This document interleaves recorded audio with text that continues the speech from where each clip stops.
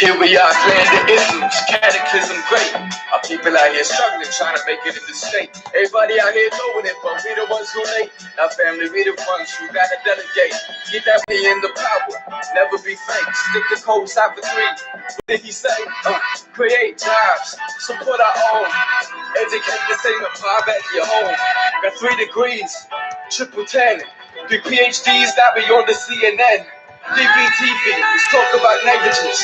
Ignorance is bliss, but we can turn it to intelligence. Please none of what you hear, half of what you see. Let's break it down here, I'm Dr Boyce TV.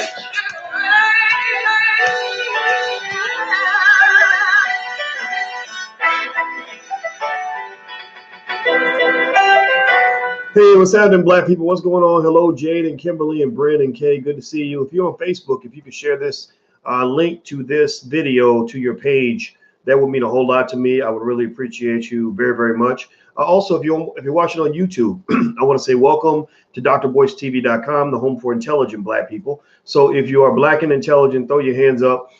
If you're not, if you're ignorant, then just please get the fuck out, because we don't want no ignorant ass people interrupting our black progress. Black progress, we have at least a few enemies. We have the enemies that are outside and the enemies within. And my goal is to protect you from all enemies, both foreign and domestic. So anyway, I want to jump in and talk a little bit about Popeyes Chicken. I want to actually break that down. I was thinking about that recently because I saw this Boondocks cartoon. I don't know if anybody saw it. Give me a yes or no if you saw the Boondocks episode or saw a clip of it where 10 years ago, mad respect for Aaron McGruder, mad respect. I'm gonna tell you about Aaron in case any of y'all know Aaron. Aaron McGruder is one of maybe 3 or 4 people on this planet where I've said, I wouldn't mind talking to that guy. I would like to have one conversation with him, maybe 2, because I love the way he thinks. I've always loved the way Aaron McGruder thinks, because Aaron McGruder, you know, some people sleep on him, but Aaron McGruder is the truth in terms of just a type of insight that, you know, it isn't overly biased, you know, Democrat or Republican. It's not, you know, caught up on some bullshit. It's like this guy he's fearless, and he kind of says the things that an insightful person might say. And anyway, if you want to see the clip, if you haven't seen it yet, you feel free to go see it. I can't put it on YouTube because YouTube gets all crazy with copyrights and all that. But I put it on my Instagram. My Instagram is The Real Boyce Watkins. I'm sure that eventually they'll get me on Instagram too, but fuck it, it's up there. Go to The Real Boyce Watkins on my Instagram. Also, please feel free to hit the follow button. I don't waste time on Instagram. I actually put stuff up there that's either going to educate you or get you to think. And sometimes I'll throw stuff up there that'll make you laugh too. So we like to have fun also. Like last night, we had so much fun. We had a space tournament in Chicago, and it was so dope. And those of you who came out, thanks for hanging out with us. And it was just my chance to get to know more people in the area. So anyway, please hit the thumbs up button, hit that notification bell if you haven't done this yet. Please do all of that. Now, let me begin by breaking some of this down. Okay, so Aaron McGruder on this Popeyes Chicken episode, I'll describe it for you, those of you who haven't seen it yet. Just go to the Instagram afterward, and you can see it there as well on The Real Boyce Watkins. Basically, it's like this. You know, there's a news reporter. He's like, you know, chaos broke out today when a fast food restaurant allowed people to taste its recipe for the first time, and then they showed these black people going crazy over chicken, like literally having a religious experience over some fucking chicken, like literally, like, oh my God, it's so good, you gotta taste it, you know, running around punching, people punching each other out over chicken, like knocking each other out. This was made 10 years ago. This was not like it wasn't like he made this week. He wasn't responding to something that just happened. He was literally doing something that happened long before, or he did this clip long before the Popeyes Chicken situation took place. Because y'all know about what's going on with Popeyes, right? People getting shot stabbed in the parking lot, people breaking in because they trying to get chicken, fights breaking out because they ran out of chicken. And literally there's at the end, it's so funny, there's this lady who's saying, y'all been preparing this promotion for a year. How y'all gonna run out of chicken? How am I gonna feed my family? I can't feed my family, right? So it's the funniest thing, right? And it just, when I saw that, it triggered so many thoughts for me about, you know, this weird behavior that we see that doesn't make any sense. And I don't know about y'all. Tell me yes or no if you think I'm being mean about this, but I thought the shit was funny as hell. Did you think it was funny, or do you think that it was cruel to, like, I shared it And I have a friend.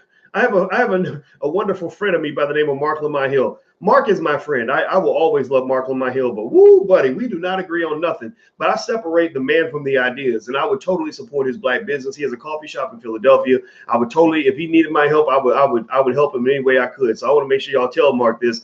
But Mark got a little mad at me, right? So Mark saw something. He saw that I posted the clip. And I think that he was saying I was being hypocritical. He was like, these finance scholars, and he's using quotes to say finance scholar. And I'm like, you ain't got to use air quotes for my PhD, dog. My dissertation is readable on the internet. My dissertation from the Ohio State University, chaired by Professor Andrew Caroli, who is now at Cornell University, is readable on the internet. So you ain't got to air quote my PhD, man. Now y'all know the truth though. Some of these professors need to be air quoted because they got their degree, like in these 6-week programs on the internet, right? My PhD took years to get. I finished school when I was 32 years old, which is just fucking horrible, right? And 31. It's so embarrassing to be in school that long, but I was gonna finish that thing no matter what. But anyway, so here's the thing though. So he says it's funny that these finance scholars claim that capitalism is the pathway to black liberation, while you're shaming people who are victims of excessive consumption due to capitalism. It's something like that. I should probably read the quote exactly so I don't misquote my brother. And I emphasize the word brother because Mark can call me anytime, and I'm always happy to get his call because I think he's a very smart man. I just don't agree with his ideas. And so anyway, let me read what was written here. Let me see here. So on my Twitter is Dr. Boyce Watkins, and then to put the number 1 at the end, Dr. Boyce Watkins 1. That's my Twitter. Let me see. What did he write? I can't find it. I got to find it. Let me see if I can find it right quick. It was really good. Hit the thumbs up button while I do this. Hit the thumbs up button. Man, I can't even find it. Vicky Diller shared it. But anyway, I'll read it to you. If I find it, I'll read it to you. But anyway, so the point of this though, what was really interesting though, was, I thought about it. I said, am I being mean? Am I making fun of people by sharing what everybody's seeing in broad daylight? Are we at a point where we're going to be offended by what I consider to be common fucking sense? Like, are we really enabling this kind of buffoonery in our community? Like, are we really saying that that we have no ability to control how much buck dancing we do over some poisonous fucking chicken? Like, really? Like, I'm not trying to say you can't enjoy chicken. Let's make sure this is clear. This is not an anti-chicken commentary. Any chickens who are offended by this commentary, just please know this is not meant to be offensive. So any chickens listening, just don't feel bad. And anybody who likes chicken, I'm cool with you because I like chicken too. I got to make sure I say that so y'all don't start clowning me if y'all catch me eating a chicken sandwich one day, because I like chicken. Chicken's good. Alicia makes chicken about 3 times a week. Did you know we have Cheap Chicken Monday in the house, where the grocery store has cheap chicken, and she calls it Cheap Chicken Monday. I'm not kidding. So anyway, so chicken is cool, but must you dance over chicken? Like, is that necessary? MC Hammer did a video where he was dancing for chicken. You got to dance for the chicken. Chicken is great. It's wonderful, but must you fight over chicken? Like, did you really have to knock his teeth out because you wanted to get in line in front of him to get a chicken sandwich? Like, was that necessary? Right? Chicken is cool, but must someone get stabbed because the chicken restaurant was too crowded and things just happen? Like, really? I think that's the part that's kind of weird, right? That's the part that's crazy. And what's really fascinating to me, in the Aaron McGruder predicted this, is that Aaron McGruder is not a fortune teller. Aaron McGruder does not have, to my knowledge, a crystal ball in his house that allows him to predict what ridiculous things Negroes are going to do in the next 10 years. He does not have that. He's not the soothsayer. He's not the Oracle of Omaha or some shit. Aaron McGruder is just an observant black man who understands black people very, very well. He understands us well enough to know that, hey, if we're not cooning over chicken now, it's going to happen at some point, because all they got to do to get black folks excited, the triggers for black folks. We know what's going to cause our people to start acting out and acting a damn fool, right? And it's really utterly fascinating when you consider how many black-owned businesses are just butt naked empty with no customers at all because everybody's lined up giving their money to Popeyes Chicken, right? And so I think when Mark kind of made the capitalist comment, I was a little bit sad because I was like, well, first of all, I'm not a capitalist. Anybody for just to make that clear, like anybody who's ever heard me lecture, you know I'm not a hardcore capitalist. I've actually done extensive lectures on the pitfalls of hardcore capitalism, because as a finance PhD, I know capitalism extremely well, and I know that capitalism actually will destroy this country. It will destroy this country. However, I'll make the argument also that free enterprise and the development of businesses can be a wonderful tool for empowerment as long as you are ethical in the way you pursue your business, right? Because pure hardcore white boy capitalism is based on one idea. It's based on the idea that the number one job of company managers is to maximize shareholder wealth at the expense of everyone else. It means, that you make your money, screw the workers. Who cares about the employees? Who cares about the environment? Who cares about your customers? Who cares about your suppliers? I don't advocate for none of that. So if you hear somebody say Dr. Boyce is a capitalism or believes in black capitalism, you need to hit the brakes, man. Tell them, like, that is not true. Boyce believes in business development and free enterprise so black people can create our own jobs, so we ain't got to beg white folks for jobs. And also, I believe in business models in which you consider the importance of all stakeholders in that business. That means if you got a business, you make money for the shareholders because they put the money up. You deserve something back for your investment. But then you also take care of your employees. You take care of your suppliers. You take care of your customers. You take care of the environment. You have a double, triple bottom line. That's the kind of free enterprise that I believe you should pursue. And that is where our common ground exists. So my friend Mark, if I talk to him, I'll say, hey man, let's talk about this. Let's lay this out so that we can figure out what is right as opposed to who is right. Right. But then I kind of clown him a little bit because I was like, wait a minute. Didn't you get like $1 million from Fox News?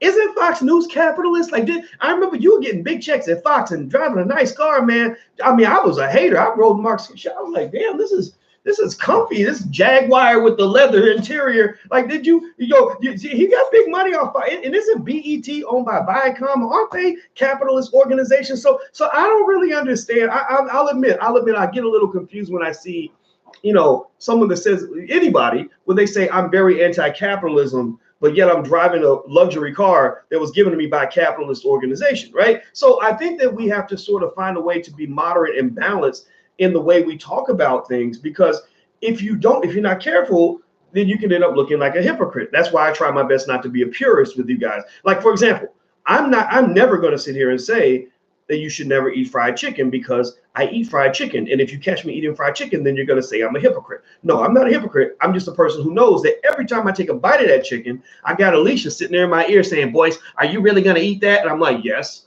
And I eat it. But then I feel a little bit bad because I know I shouldn't eat too much chicken, right? So it's moderation. It's moderation. So I think that for our people, the reason this Popeyes Chicken video, this cartoon is so funny is because it kind of lacks discipline and moderation.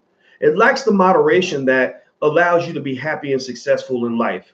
You can like fried chicken, you can enjoy it very much, but you don't have to kill over fried chicken, stab people over fried chicken. You don't have to beat nobody up over chicken. You ain't got to wait in line all day long and spend your last on no chicken, because that don't make no damn sense, especially if you're giving all that money to a white boy. Do y'all know who created Popeyes Chicken? Who's the founder of Popeyes Chicken? That's our Jeopardy question for today. Can anybody tell me within the next 10 seconds who the founder of Popeyes Chicken is? The founder of Popeyes Chicken is a man named Al Copeland. Now, give me a yes or no. Yes or no. Yes or no.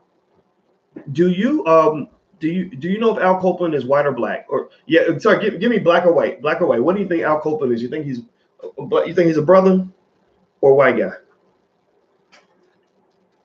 He is a white boy.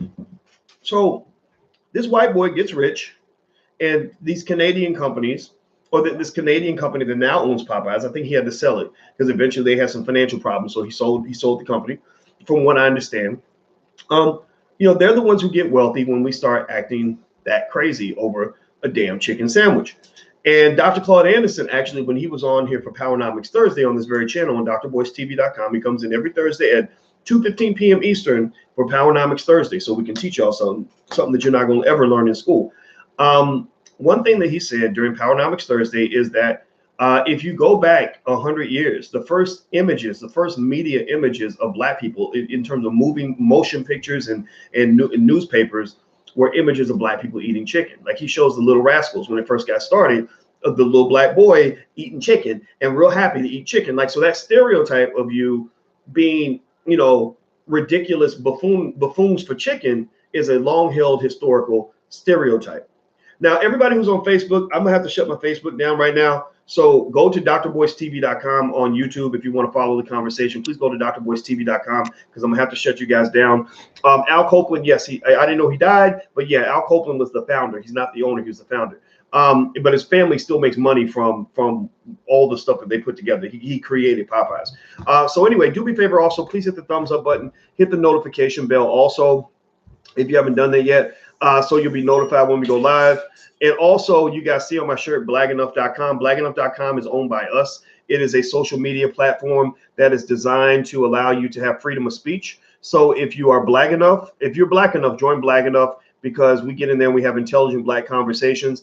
And really, truth be told, I'm not looking for big followings on any of the platforms. I'm looking for quality over quantity. So my goal is not to have, you know, I know I have a few 100,000 followers and a few 100,000 subscribers to the different channels, but honestly, I'm deleting people. I delete probably 20 people a day because I really have no patience for people that want to pursue ignorance or division or chaos or just stupid stuff. They can go follow, you know, one of the ignorant Negroes on the internet if they want to, but I don't want them. I don't want them in this house if they're not trying to be productive for black people. So anyway, well, let me read something to you also about, let's see, would you support a black political party? Absolutely, I would, Chris. And thank you for your donation, my friend. I appreciate that. All right, so let me read some of this to you. There was a commentary done in the Chicago Tribune by a person by the name of, let's see here, by the name of Marcia Chatterlane. And she wrote an article about the Popeyes chicken sandwich. I'm going to read some of this to you because it's very, very deep. She says, the return of Popeyes chicken sandwiches was cause for celebration for fast food lovers across the country. Although chicken sandwiches have long been a staple of drive-through menus, the Popeyes brioche bun, I guess that's how you say it, that debuted this summer, and the subsequent run on the spicy special sparked excitement. Long lines, a custom pair of NFL cleats. They actually have Popeyes chicken shoes out now. I don't know if you guys know that. You can go get some, I'm sure, at a store near you. And fierce debate about the best fast food chicken sandwich. The chicken craze, however, should however have stirred another conversation about the uneasy relationship among marketing, race, and food stereotypes, and the way that these factors have combined to contribute to significant health consequences for African Americans. Translation. You're dying for chicken. The chicken is killing y'all.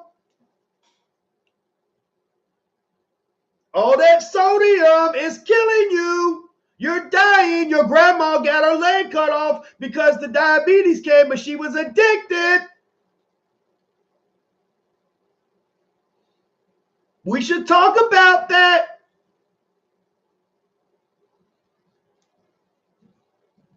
I'm not being a purist here. I'm a victim too of food addiction shit. I love grandma's soul food more than anybody in this room.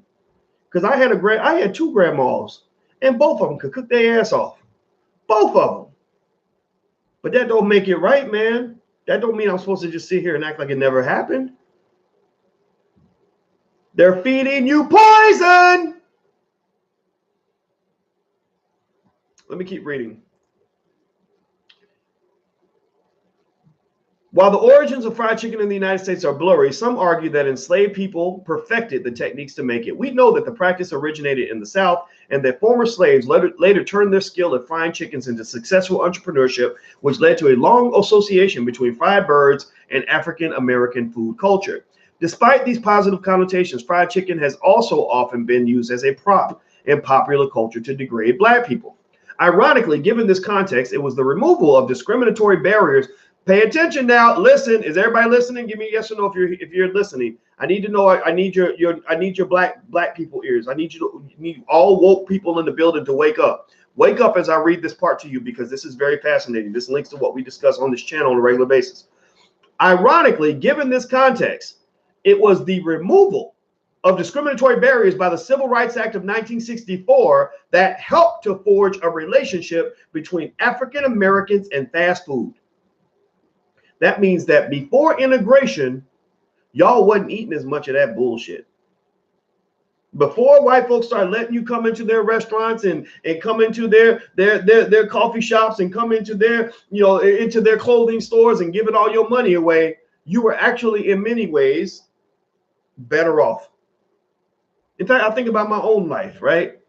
I got a beautiful wife to be. We get married on July 11, 2020. Everybody's invited, by the way. Southside Chicago at Rockefeller Chapel. I'll put up an event, right? You can come for free. Just want you to know. You just got to RSVP.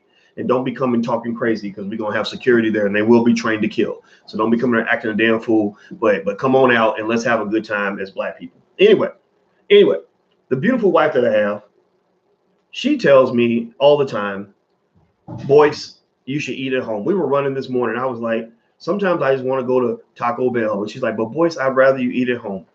Now, here's the thing. I get pissed off when she does that. I hate it. She's like, Boyce, we can eat it. We got food at home, right? I'm like, yeah, but there's a Burger King right there, right? Now, I want you to give an answer to this question.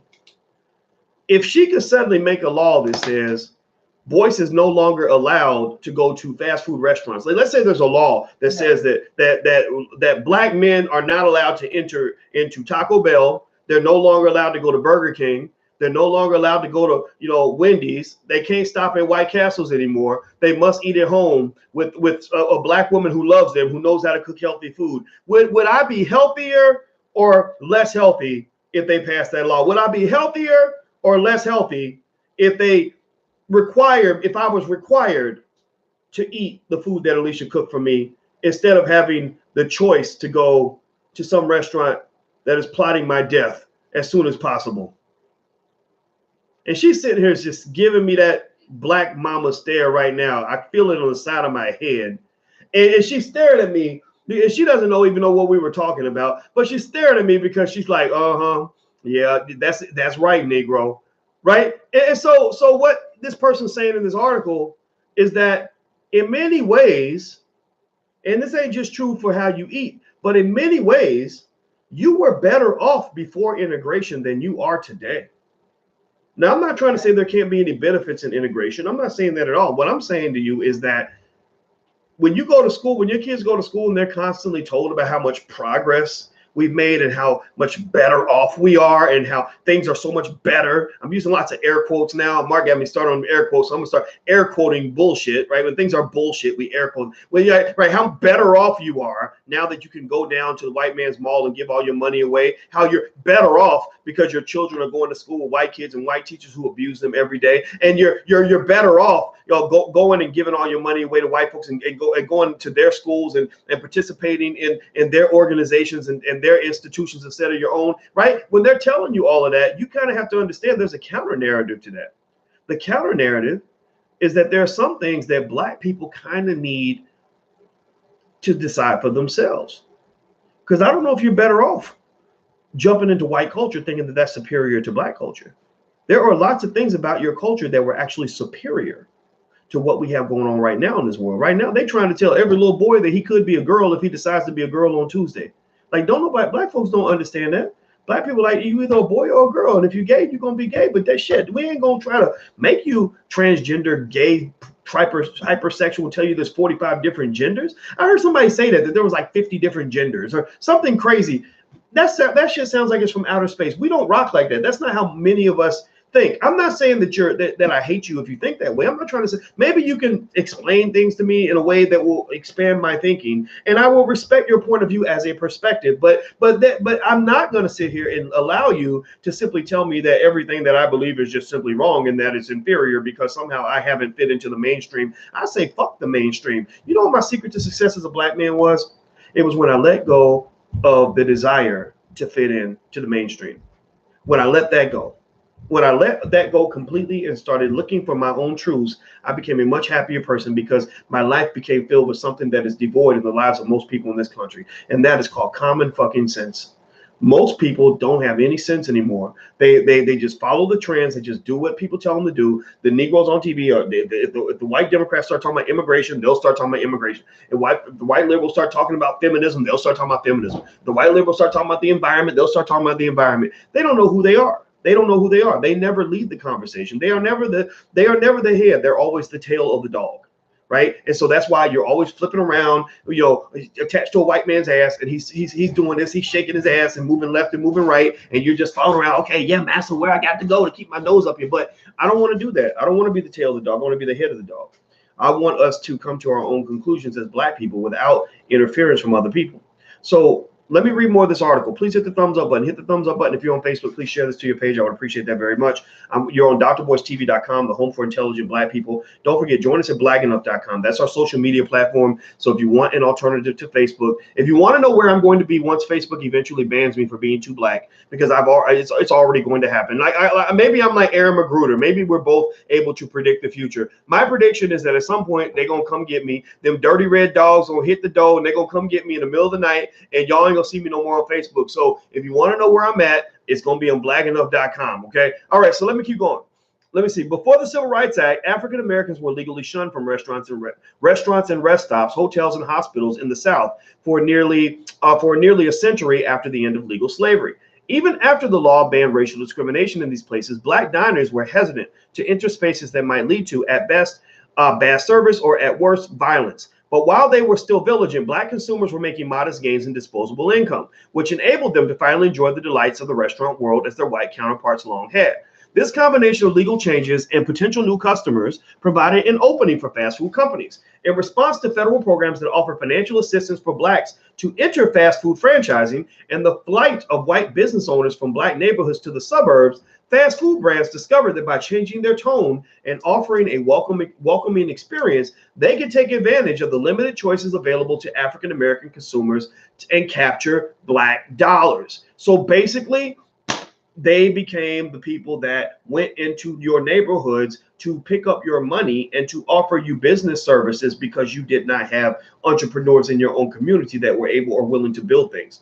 Now, mind you, sure, you can connect this to white folks. They didn't, provide the capital that these business owners needed and things like that. Then that's fine. But I encourage you to never end a conversation about a Black lack of achievement with white people wouldn't allow us to do that. Don't end it with white people wouldn't give us what we needed. Please don't end the conversation about building a business with I would have done it, but white folks wouldn't help me. Because what you're doing is you're almost talking about them like they're your parents. You're talking about them almost the way a kid says, well, I would have been better at math, but my parents never helped me, right? Or I would have been a better athlete, but my dad never took me to football practice. You see, a more empowered person says, well, shit, my daddy didn't take me to football practice, but shit, he ain't my real daddy anyway. So I got on my bike and I rode my bike to football practice because I was determined to become a good football player. You see, so at the end of the day, I think that you got to kind of really ask yourself very carefully, do we have productive conversations as Black people about our power and our potential when every great thing that we're capable of doing, we end that discussion by saying, I didn't do it because white people wouldn't allow me to, or white people wouldn't give me what I needed, or white people wouldn't let me in. Do you understand how limiting that discussion is? Because you see, whiteness is a world. That's a culture. That's an institution. That's a block. That's a block in a very big city. And so when you say that we want inclusion or we can't get what we need without inclusion, you're no different. It's just like the lady in the Boondocks video, which by the way, it's on my Instagram, which is the Real Boyce Watkins. At the end of the video, where she says, "How am I gonna feed my family when y'all ain't got no more chicken? How am I gonna feed my family when the chicken ran out?" Well, there's other places you can go to get chicken. You do know that there's other ways to get food besides the fast food restaurant. You do understand that, right? So when we talk about ourselves and we say, when I talk to a young brother who's a rapper, I get a lot of rappers that call me ever since that rapper Young M.A. who's out of New York. She was on my Facebook page and she blew up because she was on my Facebook page. Ever since then, I get emails from rappers all the time and I try to help them. I mentor them. I'm not as much help as they think. Because I got lucky with Young M.A. It wasn't like I deliberately made her famous. It just happened. But here's the thing. I was talking to his young brother, and he's like 23 years old, just had a baby. And I was like, so you working? He would call me every now and then, for advice or whatever. And I'd be like, so you working? Like, what you got going on? And he would be like, well, no, I ain't got no money, man. These white folks ain't hiring. And I was like, you sound kind of like a bitch right now. And he's like, what are you talking about? I said, yeah. I said, that's bitch talk. I can't take care of you. So you tell me you can't take care of your daughter because the white man isn't going to give you what you need to do that?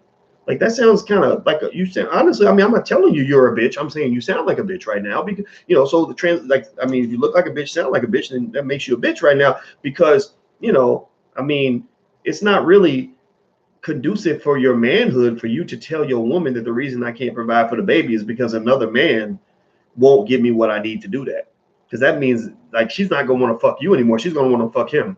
Because she's gonna be like, why not just cut out the middleman and go get with him? Because he's clearly the man of my house. He's the man of your house right now because you're telling your wife and your daughter that you can't provide for them because this other man who has two legs like you, who's probably smaller than you, who's got a penis like you, is the reason that you can't provide for your family. That's not a healthy response. That's not going to get you any ass ever from any woman who has any sort of any ounce of self-esteem or any ounce of survival skill. So what I'm really trying to say to the men, especially, is that black men got to find a plan B. In fact, a black man should never enter into this world without multiple plan Bs for what he wants to do with his life. You got to have a plan B. In fact, you got to use the whole goddamn alphabet. I know somebody said I'm cussing a lot today. I'm sorry. It's just coming out of me. God does these things to me. Sometimes God makes me cuss. I do believe God cusses too. So here's the thing. Black men, you can't end your whole conversation about success with I'm waiting for a white guy to give me an opportunity, because it took me a long time to figure that out. So if you haven't seen it yet, if you don't see it yet and don't understand it yet, it's okay, because I didn't get it I didn't get it when I was 20. I didn't get it when I was 30. I got it when I was about 40, right? When I was about 38, 39, that's when I figured it out. So what I'm really trying to tell you black men right now is that as long as you're sitting here saying that another man is the reason why you can't be a man, then you will never be a man, because manhood is not something another man will ever give you. Manhood, unless it's your father, the only man who will ever give you manhood is your daddy. Everybody else ain't gonna give you manhood. And here's the problem: if a man who's not your daddy gives you manhood, then he's in his mind he's gonna be thinking, well, I must be your daddy because you's a bitch right now. So seriously, do you get what I'm saying? Are y'all following what I'm saying? I'm not trying to be mean. I know people people get like, boy, Dr. Boyce, you're being so mean. These black men, they're so sad and it's so hard for them. And I get it. Yeah, man, it ain't easy, but shit. I mean, what's the alternative? Are you gonna keep on begging your way through life? Really? It's crazy. So no, I don't get that. So let me keep reading. Hit the thumbs up button. Please hit that. If you haven't done this yet, if you could, let's do our Black Power exercise. On the count of three, please hit the thumbs up button, hit the notification bell, and then type Black Power in the chat. So on Facebook, share it to your page, and then type Black Power in the chat to let me know that you did it. So on the count of three, 1, 2, 3. Thumbs up, thumbs up, thumbs up. Hit the notification bell. Type Black Power in the chat. Thank you, Jackie. Thank you, Enterprise Noir. Thank you, Damon. I'm sorry. Carter. Thank you, Gertha. Doc Jerry, Bobby Digital, Brandon Sample. Thank you, Lamar Webster. You know what? I see you guys in Facebook are there, but for some reason this phone is not letting me see your comments. I'm so sorry, but I'll try to fix that for next time. All right, thank you guys. I appreciate that very much, and I love you. So let me keep reading more of this to you so that we can all be better people when this is done. And I apologize for all the cussing, but then again, I must not be really sorry because I'm probably gonna keep cussing anyway. All right, so let me see. It ain't like you ain't never heard a cuss word before. Stop pretending like you got virgin ears. Ain't none of y'all got no virgin ears, and y'all ain't used to a professor cussing. But guess what? I'm a human being first, and I'm gonna tell you like it is based on what I see. Period. We ain't got time for no bullshit. All right, but while they were still diligent, black consumers were making modest gains in disposable income. Okay, this combination of legal changes and potential new customers provided an opening for fast food companies. All right, the beginning of the late 60s, fast food companies began targeting African Americans with multi-ethnic marketing campaigns. Advertisements crafted by a path-breaking cohort of tastemakers who pay attention now, who enlisted black celebrities, scored R&B and rap tunes, so they use your music to kill you, to get you to go eat poison chicken so you'll die, and use black idioms to ingratiate themselves to black consumers. From, quote, getting down with something good at McDonald's advertisements in the 1970s to brief forays into franchising by Muhammad Ali, James Brown, and Mahalia Jackson, the fast food industry made a concerted effort to court black consumers. I love Ali. He's out of Louisville just like me, but I'm just reading what's here. Popeyes capitalized on the desire of African Americans to feel at home. Founded by New Orleans businessman Al Copeland in 1972, Popeyes Chicken and Biscuits entered a field dominated by Kentucky Fried Chicken. After a few setbacks, Copeland, who was white, realized that he can make Popeyes a success by offering a more spicy take on what Colonel Sanders was offering. He branded the taste as Cajun, and the heat in the chicken, coupled with side dishes like red beans and rice, enamored many black diners. Market research in the late 1970s and 80s by the African-American research firm Viewpoint revealed that black customers didn't buy Copeland's central marketing claim that Popeyes sold authentic, spicy Cajun cuisine. But they remained loyal to the brand anyway because they felt that Popeyes respected them and they liked the food. But the bond between fast food restaurants, including Popeyes, and African-American consumers has had serious consequences. Listen up. This is where they talk about how that food is killing everybody. Centers for Disease Control and Prevention researchers have found that black consumers are more likely than white ones to consume fast food on any given day. Researchers have also found ample evidence that African Americans suffer from worse health and shorter life expectancy than white Americans. Diet has been shown to be a contributing factor to these maladies. While many advocate for better nutrition education, access to better health care, and an end to food deserts, improving these health outcomes will also require understanding the appeal of fast food to African Americans. It's not about flavors or lack of options. It's also about the savvy way in which fast food companies have courted African Americans and offered them an oasis from the cruelty of racism. So basically, you give your loyalty to companies selling you poison food for the same reason that a hungry teenage girl on the corner would give her loyalty to a pimp that gave her a hot dog. Right? Really. Like the pimp comes along when she's out there in the cold. She done been abandoned by her family. She's hungry as hell and she's got nowhere to stay. And the pimp says, hey, baby, here's something to eat. Here's a coat. Why don't you come home with me and I'm gonna put you to work. Right? So you'll take whatever you can get because for the most part, you have been infected with low self-esteem as a result of the fact that the person that you love the most, which is the white man, the man that you're in love with, has not respected you. You're in an abusive marriage with white folks. That's why you have so many black people that are white supremacists. That's why right now in the middle of the Popeyes Chicken debacle, people think that you're being weird when you go and you say, well, how come we're all lined up at Popeyes Chicken when there's a black lady with a restaurant making chicken down the street that's better than Popeyes? I went to Atlanta. I ate at Nana's Chicken and Waffles, and that food was 100 times better than Popeyes. But you know, and they have some black folks there, right? But you know, imagine if we put as much energy into supporting, our own chicken restaurants as we put into other chicken restaurants, and then you know, and of course, though, you still got the implications of the health problems that come from eating that kind of crap. But still, shit, if you're gonna eat poisonous chicken, at least eat a black person's chicken. I mean, you got plenty of black folks. I mean, if we can do anything. If our grandmas had any skill, which they have many skills, if there was any skill that was universal to grandmas, one of those top skills would probably be fried chicken.